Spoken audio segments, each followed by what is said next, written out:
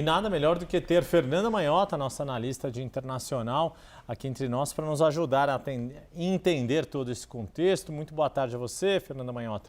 Irã e Estados Unidos trocaram disparos hoje no Estreito de Hormuz, mesmo depois de Donald Trump ter anunciado que os Estados Unidos guiariam navios pela rota marítima.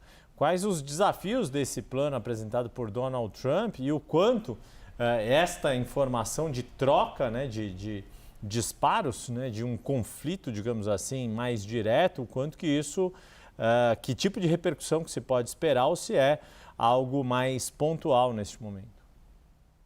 Oi, Yuri, Débora, boa tarde a vocês, a todos que nos acompanham em mais uma semana aqui no 360. Yuri, olha, a tentativa em Hormuz, ela flerta a todo momento, né, entre a proteção e o risco da escalada, né? O risco de tornar esse ambiente um ambiente ainda mais perigoso. Então, se nós tivéssemos que pensar em termos dos desafios, tanto dessa troca de tiros hoje, quanto da estratégia americana, né, para a condução de navios nesse estreito, em geral, eu diria que nós poderíamos nos organizar nessa reflexão em torno de três frentes, três eixos centrais, né? Num primeiro momento, já falando no risco de escalada, a gente precisa levar em consideração que colocar navios americanos para fazer qualquer tipo de proteção, de escolta ou de acompanhamento de embarcações significa, de certa maneira, transformar essas embarcações, esses alvos americanos em objeto direto do conflito.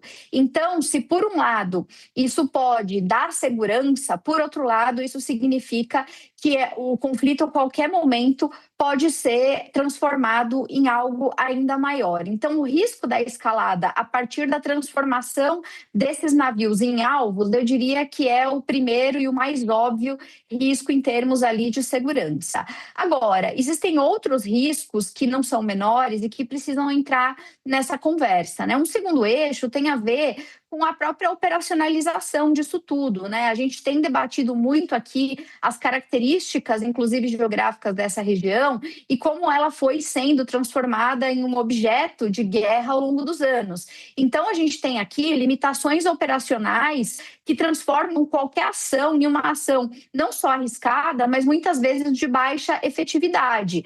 A gente está falando, Yuri e Débora, em um ambiente de elevadíssimas ameaças, que está orientado, preenchido por minas, por drones, por mísseis, e que isso de fato gera uma ameaça real para a operação. Essa operação ela é complexa, ela é uma operação cara e, segundo os especialistas, né, que conhecem bem as características dessa região, ela também tenderia a ser uma operação muito lenta. Isso porque envolve, como eu acabei de dizer, inclusive um processo de desminagem que não é algo muito simples nem muito barato. Além disso, seria necessário estabelecer um ritmo de trabalho quase que constante, né? Quase que sem fim, né? No sentido de que é uma atuação que precisa se reciclar e se renovar a todo momento. Isso faz com que, do ponto de vista do petróleo, exista um impacto